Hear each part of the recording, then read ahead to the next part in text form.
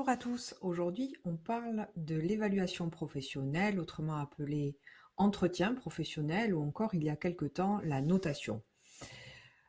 Tout fonctionnaire titulaire, tout agent public en CDI ou en CDD supérieur à 1 an doit bénéficier d'un entretien professionnel. Alors dans le privé c'est tous les 2 ans et pour les fonctionnaires et agents publics c'est chaque année. Cet entretien professionnel, euh, il ne doit pas être un monologue du chef, ça ne doit pas être une occasion de régler les comptes ou encore un interrogatoire, mais c'est l'occasion d'échanger, c'est un véritable entretien, un rendez-vous, un échange, au cours duquel on va bien entendu examiner les résultats professionnels qui sont obtenus par le fonctionnaire au regard des objectifs qu'on lui avait donnés et des objectifs du service. On va également examiner les objectifs pour l'année à venir et les perspectives d'amélioration de ces résultats. C'est l'occasion, bien entendu, d'évoquer la manière de servir et de l'évaluer, mais aussi de faire part des acquis de l'expérience professionnelle, donc ce qu'on a pu acquérir au cours de l'année passée, et également, bien entendu, les besoins de formation pour pouvoir y répondre. Enfin, pour ceux qui ont une équipe, les qualités d'encadrement vont être examinées. Et enfin, de façon plus large, c'est l'occasion de voir avec son N+1 les perspectives d'évolution professionnelle.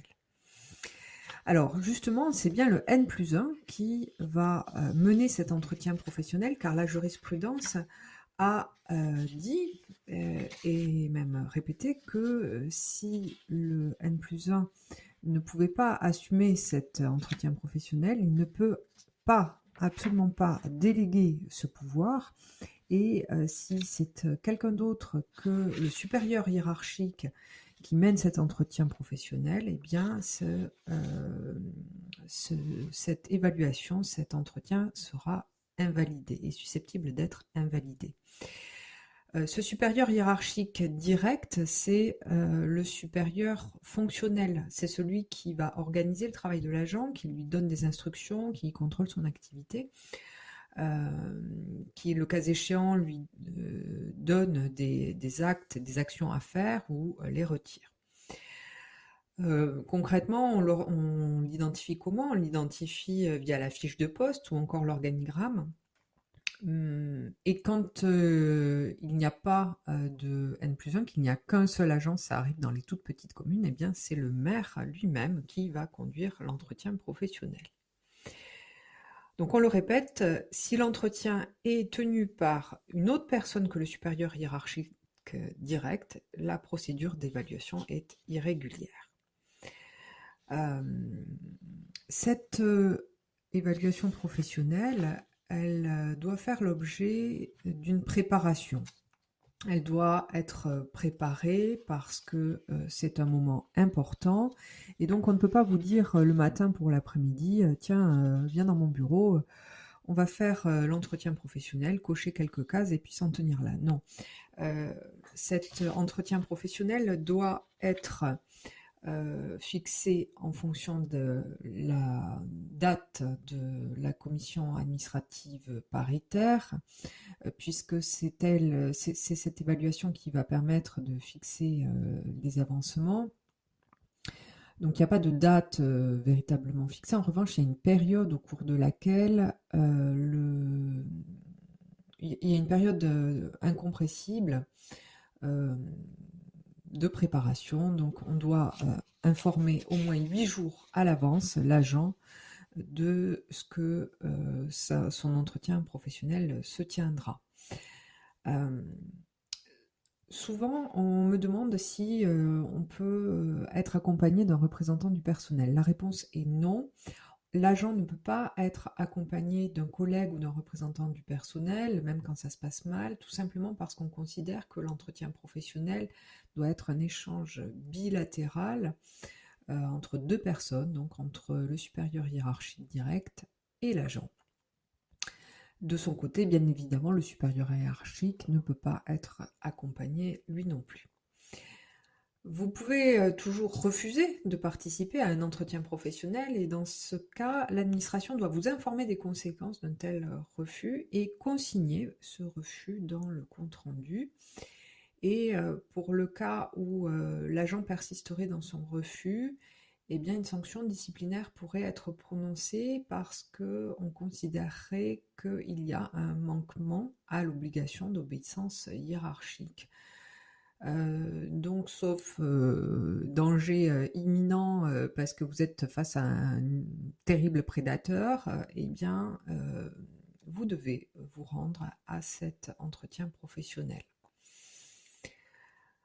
Cet entretien professionnel, donc quand ça se passe bien, porte sur les objectifs à accomplir, vos souhaits de formation, de mobilité, etc.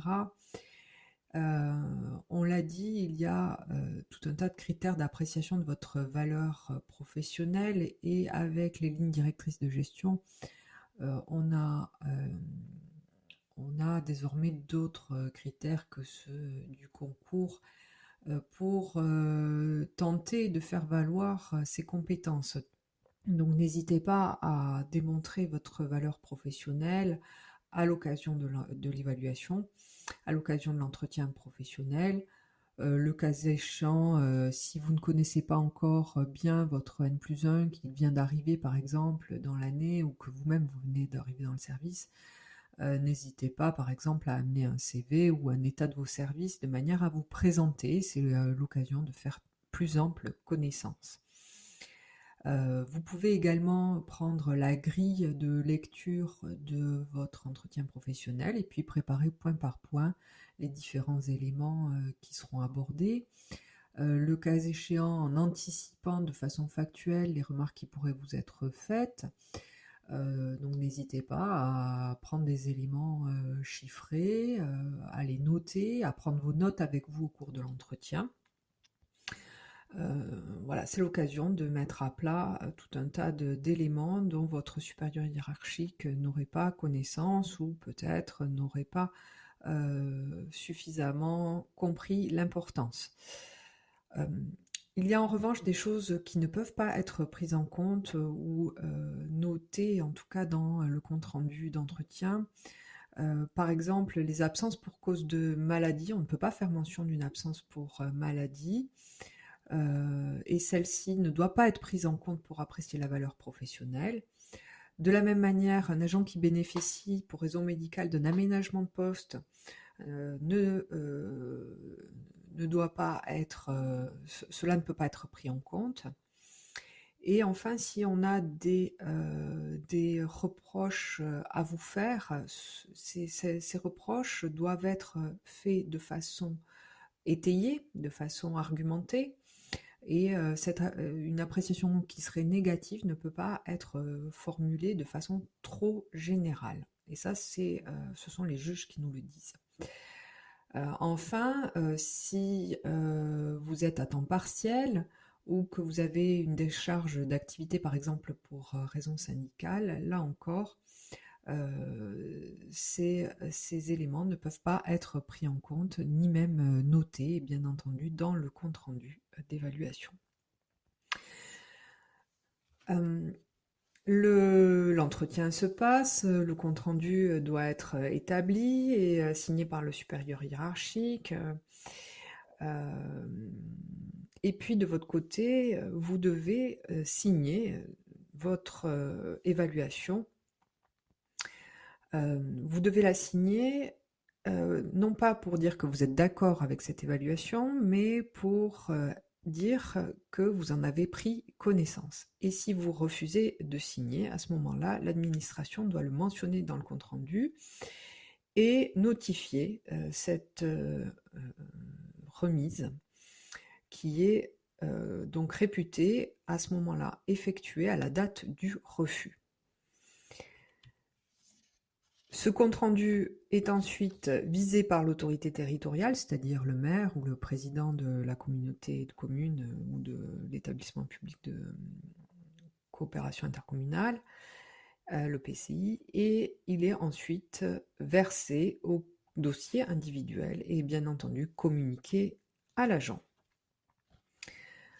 Que se passe-t-il si on n'est pas d'accord? Alors, il y a bien entendu toujours un recours auprès des tribunaux, un recours gracieux puis un recours contentieux, mais il y a une procédure possible auprès de la CAP dans un délai, attention, très circonscrit, très court, un délai de 15 jours francs à compter de la notification du compte-rendu au fonctionnaire, c'est-à-dire que l'autorité territoriale, le maire par exemple, ou le président, notifie la réponse dans un délai de 15 jours à compter de la réception de la demande de révision du compte-rendu de l'entretien.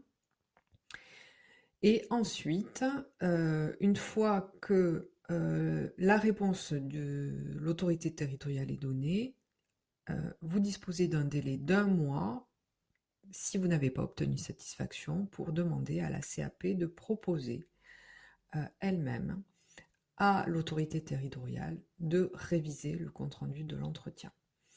Et à ce moment-là, les éléments d'information doivent être transmis à la CAP de manière à ce qu'elle puisse prendre une décision éclairée.